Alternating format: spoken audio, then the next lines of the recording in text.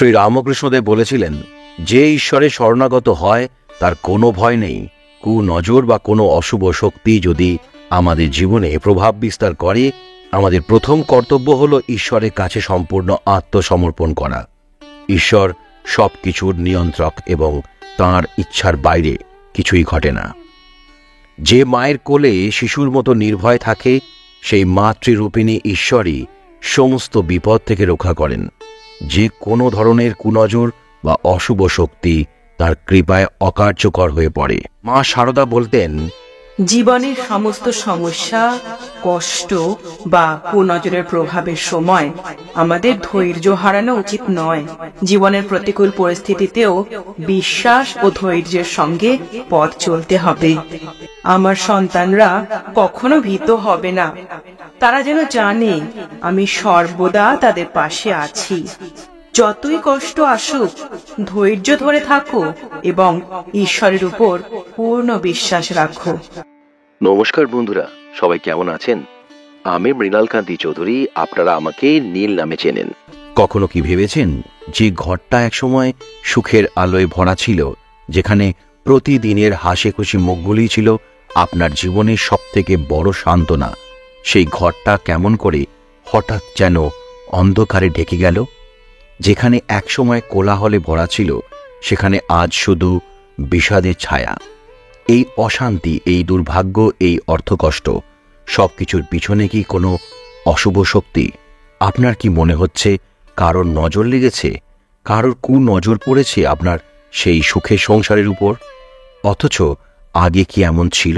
প্রতিটি সকালে পাখির ডাকে ঘুম ভাঙত, বাচ্চাদের হাসি আর আপনার প্রিয়জনের মিষ্টি কথায় দিন শুরু হতো। কিন্তু এখন দিন শুরু হয় অশান্তি দিয়ে, রাত কাটে চিন্তায় আর দুশ্চিন্তায়। ঘরের চারদিক যেন শুধু অন্ধকার, সবকিছু ম্লান, কোথাও শান্তি নেই। যে ঘর একসময় সুখের আশ্রয় ছিল, আজ সেখানে শুধু কষ্টের গল্প। এই কষ্ট, এই অশান্তি কি শুধুই ভাগ্যের খেলা, নাকি কারোর কুনজর আপনার সেই সুখের সংসারটাকে এমন করে ভেঙে দিয়েছে? মা শারদা বলেছিলেন, কোনো কোনো সময় জীবনের পথে সবাই ভালো থাকলেও হঠাৎ করেই যেন অদ্ভুত কিছু ঘটে যায়। স্বপ্নের মতো গড়ে ওঠা সুখের সংসার, যেখানে ছিল হাসি, আনন্দ আর একে অপরের প্রতি ভালোবাসা, সেখানে কখনো কখনো অদৃশ্য এক কালো ছায়া নেমে আসে। এমন এক অদৃশ্য শক্তি আমাদের সমস্ত আনন্দ, শান্তি আর ভাগ্যকে গ্রাস করে নেয়। তখন আমাদের সবার আগে ঈশ্বরের শরণাপন্ন হতে হবে। যখন মানুষের চোখে ভালো থাকা যায় না, তখনই এই রকম হয়। ভাগ্য বদলে যায়, সুখের হাসি কান্নায় মিশে যায়। এক টুকরো শান্তির জন্য যখন প্রিয়জনদের মুখের দিকে তাকিয়ে থেকেও শান্তি পাওয়া যায় না, তখন সত্যি মনটা ভেঙে যায়। যারা আপনাদের ভালো চাইতো, যারা একসময় আপনাদের হাসি খুশি দেখে খুশি হতো, তারাই হয়তো আজ ঈর্ষায় জ্বলছে, আর সেই জ্বলার আগুনে পুড়ে যাচ্ছে আপনার সেই সুখের সংসার। কত ভালোবাসা, কত স্বপ্ন, সবকিছুই যেন মাটির মতো গলে গিয়েছে। কুনজর কি এতটাই ভয়ঙ্কর যে সুখী সংসারকে এক লহমায় অশান্তির আগুনে পরিণত করে দিতে পারে? তাহলে কি করতে হবে? কিভাবে মুক্তি পাবেন এই অশান্তি থেকে? কিভাবে ফিরে পাবেন সেই আগের সুখের সংসার? নজর লাগার লক্ষণ। হিন্দু শাস্ত্র এবং জ্যোতিষশাস্ত্র অনুসারে যদি কারো অশুভ নজর আপনার উপর পড়ে থাকে, তাহলে আপনাকে জীবনে একের পর এক সমস্যার মধ্যে পড়তে হবে। আপনি যে কাজেই হাত দেবেন, তাতেই ব্যর্থতা আর অবসাদ আপনার সঙ্গী হবে। কারো নজর লাগলে পজিটিভ এনার্জি নষ্ট হয়ে যায়।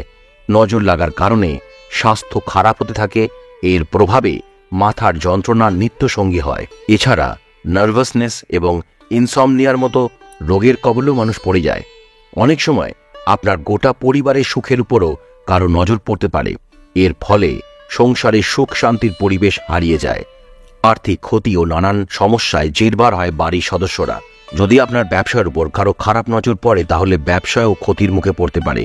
যদি হঠাৎ করে লাভ হওয়া বন্ধ হয়ে যায়, এমনকি ব্যবসাও বন্ধ করে দিতে হয়, তাহলে বুঝবেন যে কারো নজর পড়েছে আপনার ব্যবসার উপর।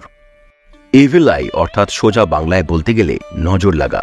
আমাদের বয়োজ্যেষ্ঠ ব্যক্তিরা, ঠাকুমা দিদিমারা নজর লেগে যাওয়ার কথা বলতেন মাঝে মাঝেই। কারোর খারাপ নজর লাগলে ক্ষতি হতে পারে বলে আশঙ্কা করেন অনেকেই। নজর লাগা কাটাতে নানা রকম টোটকার কথা বলতেন তারা। কিন্তু সত্যি কি নজর লাগা বলে কিছু আছে? আমাদের মধ্যে ইতিবাচক ও নেতিবাচক উভয় ধরনের শক্তিই আছে। তবে নেতিবাচক শক্তি বা অনুভূতি বাড়তে শুরু করলে সেটা আমাদের নানান ক্ষেত্রে প্রভাবিত করতে পারে। এই নেতিবাচক শক্তিগুলি আমাদের পরিবার, ক্যারিয়ার, ব্যবসার জন্য দুর্ভাগ্যজনক প্রমাণিত হয়। এর ফলে সাফল্যের জন্য লাগাতার সংঘর্ষ করে যেতে হয় আমাদেরকে। শুধু তাই নয়, এই নেতিবাচক শক্তিগুলি আমাদের মানসিক ও শারীরিক স্বাস্থ্যের উপর প্রভাব বিস্তার করে। রোগ, নিরাপত্তাহীনতা দেখা দেয়।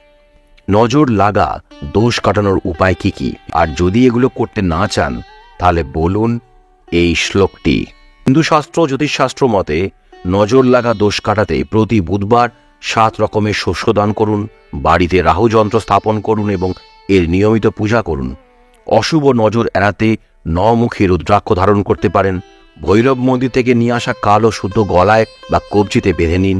নজর লাগা দোষ কাটাতে পঞ্চমুখী হনুমানের লকেট গলায় পড়তে পারেন। ছোট বাচ্চার নজর লাগলে 2 লাল শুকনো লঙ্কা, একটু সন্দব লবণ এবং কিছুটা সর্ষে দানা নিয়ে সেগুলি আপনার সন্তানের মাথার উপর 3 বার ঘুরিয়ে নিন। এরপর এগুলো আগুনে পুড়িয়ে ফেলুন।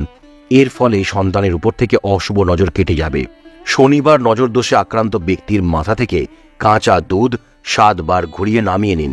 এর ফলে কুনজরের প্রভাব কেটে যাবে। ফিটকিরির টুকরো যদি নজর দোষে প্রভাবিত জাতকের মাথা দিয়ে 31 বার ঘুরিয়ে উত্তর দিকে ফেলে দেওয়া হয় তাহলে এই দোষ কেটে যায়। কোনো নির্জন স্থানে গিয়ে 3টি গোমতী চক্র নিজের মাথা থেকে 7 বার ঘুরিয়ে পিছনের দিকে ফেলে চলে আসুন। এই সময় ভুলেও পিছনের দিকে তাকাবেন না। এর প্রভাবে নজর দোষও কেটে যাবে। অশুভ গ্রহ, ব্রহ্মদোষ, কুনজর এবং অন্যান্য কুপ্রভাবও দূর করতে সাহায্য করে।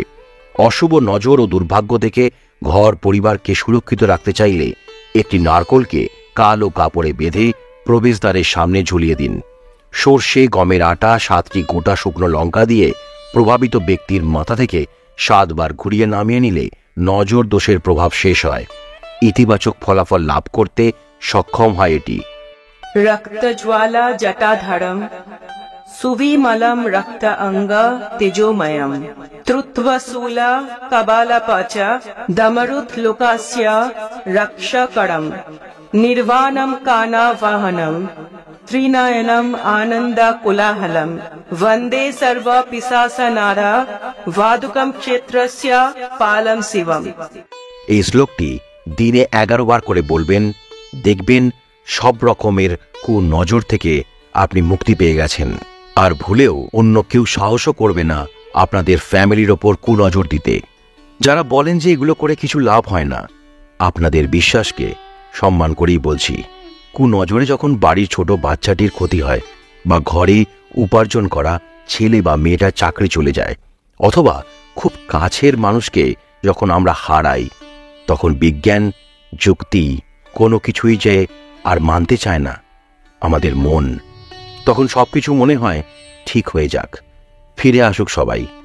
তাই পৃথিবীতে কত কিছু তুমি জানো না, তাই বলে সেসব নেই। কতটুকু জানো, জানাটা এতটুকু যে না জানাটাই অসীম। সেই এতটুকুর উপর নির্ভর করে চোখ বন্ধ করে মুখ ফিরিয়ে নেওয়া চলে না। আর তাছাড়া এত লোক দল বেঁধে ক্রমাগত মিছে কথা বলবে, এ আমি মনে করতে পারি নে। তবে অনেক গোলমাল হয় বই কি, কিন্তু যে বিষয়ে প্রমাণও করা যায় না, অপ্রমাণও করা যায় না, সে সম্বন্ধে মন খোলা রাখাই উচিত।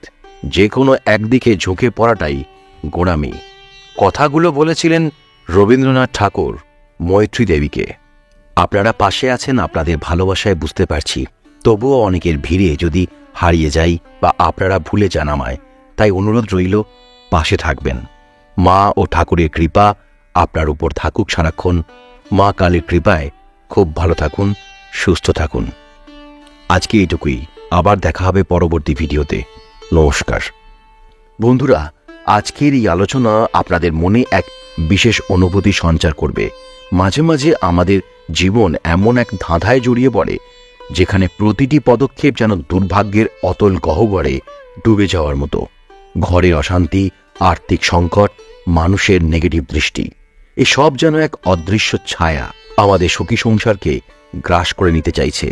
আসুন আজ আমরা এই বিষাদের গভীরতা আর ঐতিহ্যবাহী হিন্দু বিশ্বাসের আলোকে দেখার চেষ্টা করি।